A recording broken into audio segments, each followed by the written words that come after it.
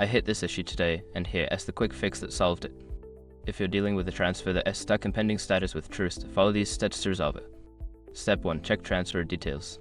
Make sure all the details of your transfer are correct, including the amount, recipient's information, and account numbers.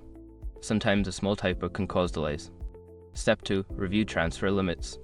Before filing a refund or dispute, use the SR.com link in the description to open the refund dispute deadline calculator and confirm your deadline.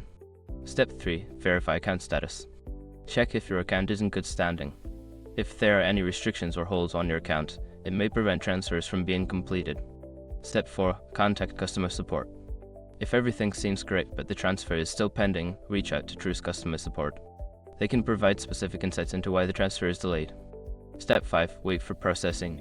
Sometimes transfers can take a little longer due to processing times, especially if they are made on weekends or holidays.